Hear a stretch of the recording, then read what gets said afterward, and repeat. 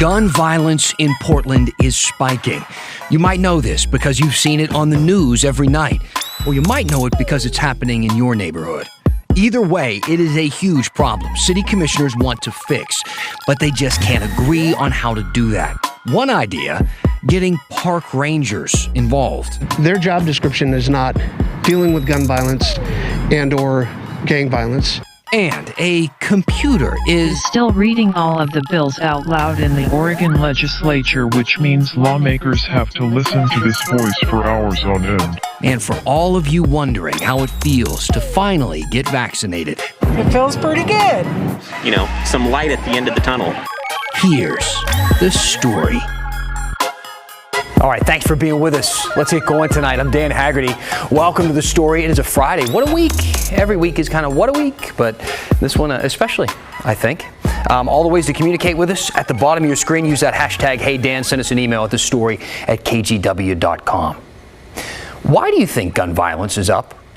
Have you talked about this in your families or, with your friends or anything? Do you think it's a pandemic? Maybe. Though, if you think about it, that spike in gun violence, it actually started before the pandemic, right? We covered it. We reported it here on The Story. It started climbing also before we defunded the police and got rid of the gun unit. And I'm sure a lot of you are at home are certain that that's what's causing this spike, defunding the police. I mean, how could it not? I think a lot of people think of it that way. How could it not? If you have a problem with shootings and then you defund the unit in charge of stopping those shootings, how can you not see an increase? Why don't we do this? Let's look at 3 cities that defunded their police departments and see what's going on there with crime. Portland, Philadelphia, and Las Vegas. They made some of the biggest cuts in the country. Here's a Philly headline from a couple weeks ago. Philly could set new record for homicides. Here's one from last week in Vegas. Las Vegas police report 110% increase in homicides. And right here at home, Portland police have responded to nearly 200 shootings in 2021 so far. In this report that we filed, police admitted to us that the officers in this city are entirely overwhelmed. As you can imagine, the homicide detectives with 25 this year, and if you look back to the fiscal year beginning July of 2020, we're at 69 homicides since July 1st of 2020. And so these homicide detectives are essentially buried under their cases. They just keep coming. It was very rare for us to have 2 in a week, much less 2 in a night in the city of Portland. It's part of the circumstances that we're kind of living in right now, unfortunately. Well, there you have it. You defund the police, crime goes up. But before we go ahead and etch that in stone, why don't we just, for the sake of it, do that same exercise with cities that increased police spending in the past year?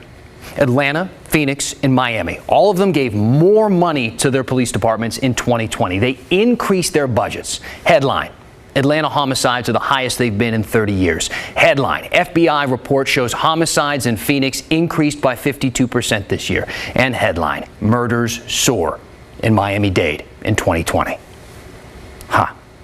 Well, I guess it's not that simple, but I think you already knew that, right? But somebody's got to figure it out.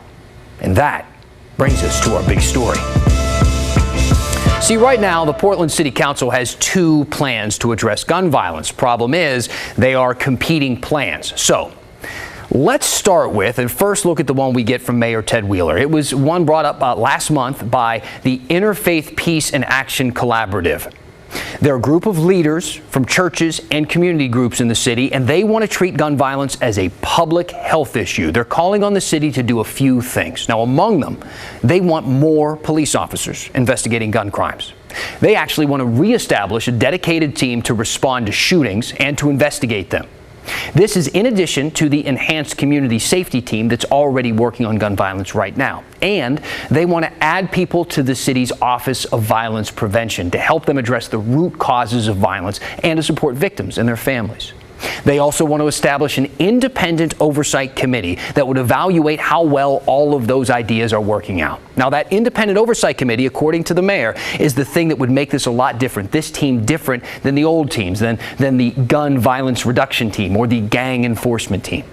They want that committee to be from outside of the police force. They also thought, let's think outside of the box. Maybe we could get some former gang members to join. Portland Mayor Ted Wheeler liked this proposal. He said he liked it so much that he wants to go with it. He wants to take it to City Council and request $2 million to make it happen. He said that the city has the money. We've got $6 million in reserves.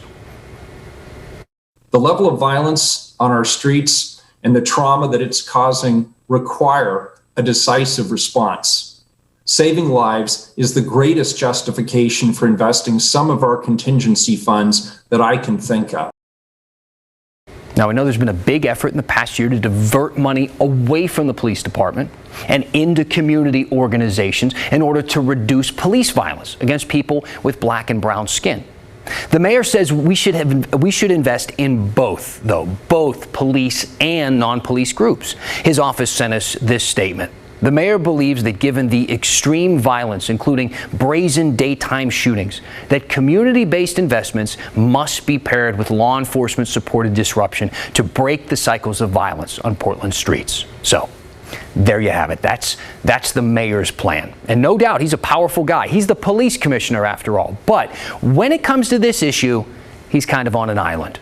Because this week, literally every other city commissioner supported something else, something with a way bigger price tag, and none of that money, not 1 cent, is going toward putting more cops on the streets. Here's Maggie Vespa. Portland City Council is divided over how to stop this historic spike in gun violence. For proof, look no further than a plan proposed this week by Commissioners Carmen Rubio, Mingus Mapps, and Dan Ryan. It's also backed by Commissioner Joanne Hardesty, all vocal advocates for police reform and all pitting this plan directly against the mayor's, announced last month. Here's the gist. The new proposal, first reported by the Oregonian, would dedicate $4.9 million to combating gun violence in Portland. And unlike the mayor's plan, none of that money would put more cops on the streets. The majority, $3.5 million, would be handed out to community groups and nonprofits who already work with the neighborhoods hardest hit by gun violence. The proposal doesn't name any group specifically. The rest of the money, $1.4 million, would go toward hiring and deploying 24 full-time city park rangers from May through December. Before you ask, no. They would not be armed. Park rangers carry pepper spray. That said, let's break this plan down, starting with the community groups. I'm a survivor of gun violence myself, so I understand what it's like to be in that position. Roy Moore is a coordinator with the Portland Opportunities Industrialization Center. Founded in the 60s to help at-risk youth, it now helps to run Portland's Rosemary Anderson High School. It also has a contract with the city's Office of Violence Prevention, which, under the proposal, makes it a good candidate to get some of that $3.5 million. It's about time, says Moore. Other places have a tax dedicated to this type of work. So we need these resources for us to provide better opportunities, as well as changing some of the ideologies that come along with surviving in a community that's struck with so much violence. Again, that's just one part of this proposal. Remember, there's more. Specifically on the idea to incorporate park rangers in this overall plan, we got feedback on that immediately. That's not in their job description.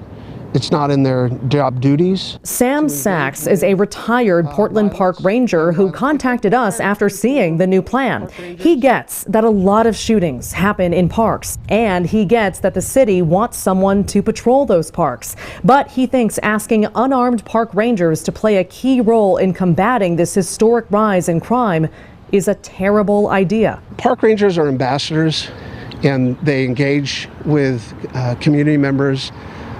They're solution-based.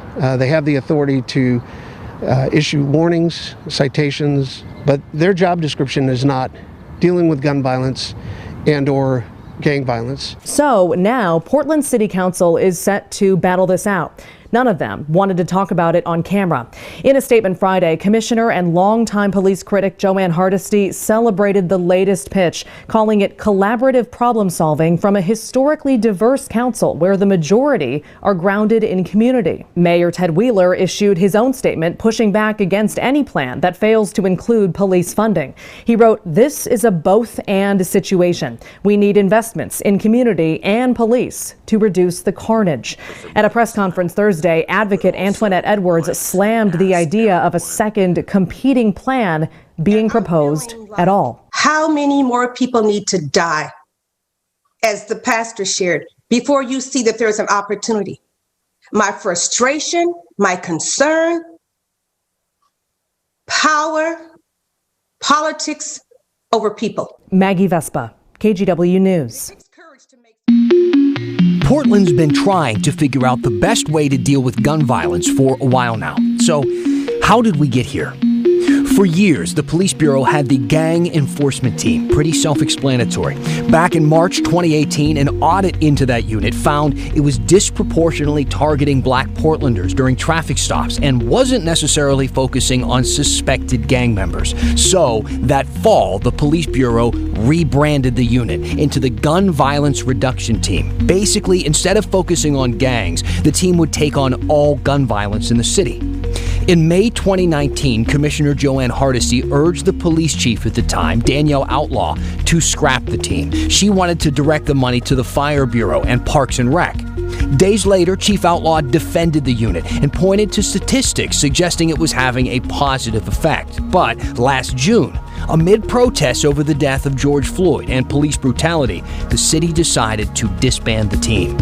However, since then, shootings have spiked in Portland. So, in February, police formed a new gun violence unit called the Enhanced Community Safety Team. The deputy chief says this one will focus more on getting community input from the neighborhoods most impacted by gun violence. But now the mayor wants to go a step further and dedicated even more officers to gun violence. And that's how we got here. All right, let's talk vaccines for a minute, right? I got this email from Pat. He said, "Hey, Dan, while driving home, I was thinking, wouldn't it be a good idea to have billboards like the ones we use for Powerball numbers that show where we're at by percentage to reach herd immunity, promoting more folks to get the vaccine?" Thoughts? Well, since you asked for it, here you go. We bought a billboard just for you, Pat. Take a look. I hope my boss is okay with this. I put it on the corporate card. I should be okay, right? Anyway, the numbers speak for themselves. All right, more than 1.21 million people in Oregon have gotten at least their first dose of the vaccine. That works out to be about 28% of the state's population. In Washington, more than 2 million, 2.18 million got it. People have gotten at least their first dose. Maybe if I was staring at a billboard, I'd be able to read that a little bit better. But that's about 29% of the state's population. Now, look, we get a ton of questions all the time about the vaccine. And today, we got some pretty big vaccine news in Oregon. So we should check in with Pat Doors for the latest. Lots of developments today with the COVID vaccine in Oregon. You want to start with the good news or the bad news? Let's start with the bad news first, and then we'll end on an up note with the good news, okay? Here's the deal. Oregon may be out about 300,000 doses of Johnson & Johnson vaccine in the middle and later part of this month. Now, it doesn't mean they won't come. It just means it may not arrive when the state leaders wished that it would, and that could push back some of their hoped-for deadlines. Doesn't mean the eligibility deadlines are going to change. April 5th and May 1st still going to be there, but it might mean that it takes a little longer for you to get a shot. It's because of the factory on the East Coast with Johnson & Johnson had that problem, and the state leaders don't know if the supply is going to keep coming in. This next week, we're going to get a ton of it, about 120,000 doses, but after that, it might just fall off a cliff for a little while till things get straightened out and it starts shipping again. That's the bad news. The good news, the governor waved her magic wand today and made family members of frontline workers eligible. So April 5th, Monday, when all those folks become eligible, their family members who are 16 and over can become eligible too. Now, it's not really clear how people are supposed to sign up because at least as I'm doing this on Friday, there's no little box to check on Get Vaccinated Oregon that says, oh, I'm a family member of a frontline worker and that makes me eligible on Monday. So be patient with that one. We'll just wait and see on that. Also, there's another group of underlying conditions that are now eligible. So currently, if you're 45 and older and you have a significant underlying health condition, you are currently eligible. But there's a specific set of those, and a lot of people have contacted us and said, you know, I think my thing is pretty serious too, but it's not on the list, so I don't get to get eligible right now, and that's no fair. Well, the CDC expanded that. The state is going along with that. And so all of a sudden, things like smokers and past smokers, you're now eligible. So check out the whole list at the CDC or at kgw.com. That's the good news. More people eligible. The bad news, who knows how much vaccine we'll be getting. A bunch next week after that, we'll wait and see. Anyway, I hope you have a great weekend. The governor hopes that you stay safe. I do too. And get your shot as soon as you can. That's what's going on with the COVID vaccine today. Professor Pat, I think. I'm rebranding him. Hey, things aren't running as smoothly as they could be in Salem, and that's partly because Republicans are making them read every bill out loud on the floor, and Democrats say it's just a tactic to slow everything down. But here's what the House Minority Leader told me. I think that you can call it a constitutional mandate that we are relying on to invite the Democrats to come to the table. Let's talk about that next when the story continues. Okay, so we get questions and comments all the time. I read them during the commercial breaks. Keep them coming using that hashtag, Hey Dan, just like Laura did here. And she wrote in and said, Hey Dan, I think y'all just showed a butt crack on your introduction when you were talking about vaccines. You know, the beginning of the show, we run the big open. So I was like, told the producer, did we? Let's go back and look. I think we found the screenshot, Laura. That is an armpit. Laura, that's an armpit. You can see them putting the vaccine in the person's arm. I will continue to check your emails. I will continue to respond to them, and we will always set the record straight here on the story. That is an armpit. Now, let's get back to the news. My goodness. Thanks for the laugh, though. It's Friday. I needed that. Now, I want to read something to you right now. Sit back. Let me tell you this. Here it goes. Section 2, ORS 276A.253, as amended by Section 5, Chapter 10, Oregon Laws 2020, second special session, is amended to read 276A.253, 1A. The State Chief Information Officer shall maintain. What am I talking about? What is that? That is Oregon Senate Bill 31. It is 14 rip-roaring pages of excitement, just like that sample I just gave you. If you're wondering what the bill does, how could you not be bursting with curiosity? It changes the name of Office of State Chief Information Officer to Office of Enterprise Information Services. 14 pages for that. That is how technical even the simplest legislation can be. And that's why most of the time lawmakers agree to waive the public reading of those bills word for word. They can be hundreds of pages. Reading them aloud can take days, and Republicans don't care. They want every bill read out loud except for budget bills, even if COVID has made it unsafe to do so. Every member of the Board of Commissioners of a Port governed by ORS 777.005 to 777.725 or 777.915 to 777.953 T. Every member of the board. Oh yeah, and they're having a robot do it to be extra safe. A robot reading every period, colon, and. House Minority Leader Christine Drazen backed this idea to read every bill, to have the robot use it, do it, and all that, and talked to me about it last night. So why, though, I was listening to this robot read these bills, and it's enough to, put you right to bed, not help you learn the bill. You're talking nap time. I've learned an awful lot about the Oregon Liquor Control Commission over the course of the last couple of days. But the reading of the bills is a constitutional requirement, and we waive the reading of the bills when there is broad support and broad understanding for where we're going over the course of a session. And in this session, where we have seen partisanship at a level that doesn't serve Oregonians in this moment, there needs to be an opportunity to take the process and say, we need to have a voice here. And to have a voice in this process in the minority party, there are certain things that we can do to remind Democrats that we need to work together to get to the end of this process. And that happens to be one of them. I called it the other day on the show. I called it a power move, a bit of a power move. Did I mischaracterize that? Is there something else to it? I think that you can call it a constitutional mandate that we are relying on to invite the Democrats to come to the table. Power move is a little catchier than that, but okay. I would say that it's maybe a little bit more catchy, but I would hope that my description is a little bit more fair. Touche. Though you did literally just say that you were using this as a tactic to pressure Democrats, but touche nonetheless.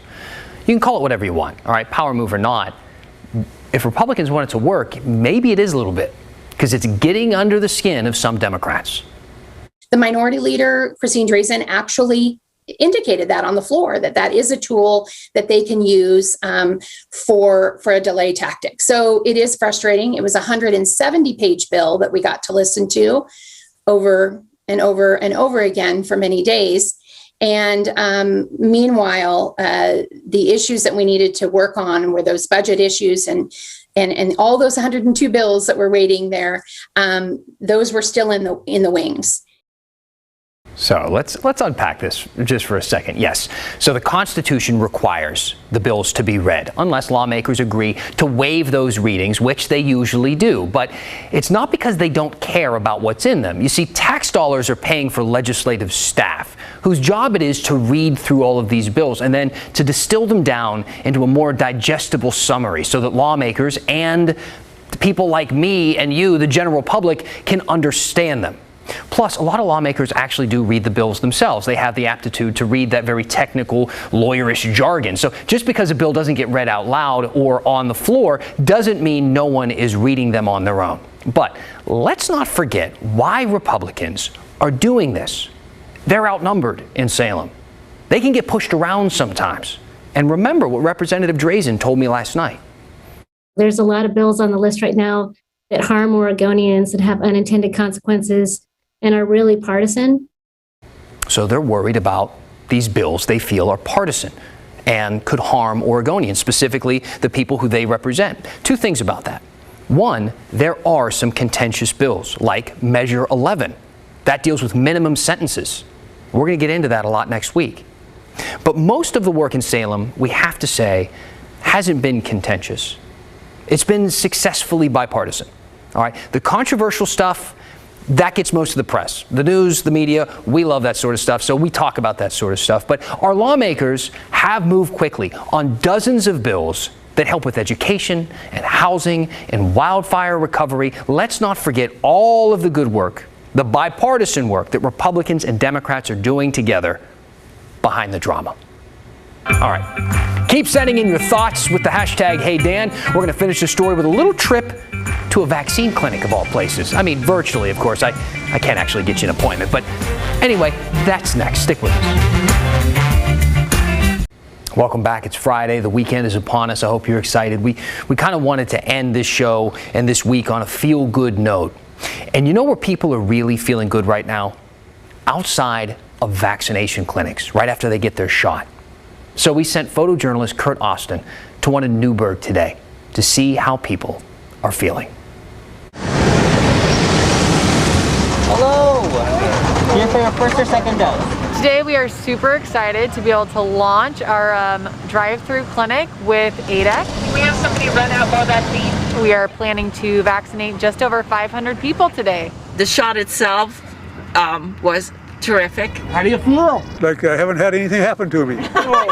A little bit of a pinch and that's it. It feels great. I'm glad to have had the chance to receive it. It's such a relief to see some positive movement. It's been a long road for people. So you're feeling good. I feel relieved. Oh, it's a very big relief. I've been rather anxious. Yeah, it's definitely a relief to, have that first dose done and have the second one scheduled. So there's, some light at the end of the tunnel. So are you looking forward to getting, your life back to normal after you get your second one? I'm not totally sure what that means. People want to return to normal. Normal is whatever it is, so we're going to have a new normal. I'm glad that I'm getting it so I can be around my grandkids. That's going to be nice. We're just really thankful to be able to have this opportunity to support the community. I'm healthy and happy. What else can you be? And now you're vaccinated. And now we're vaccinated. Yep.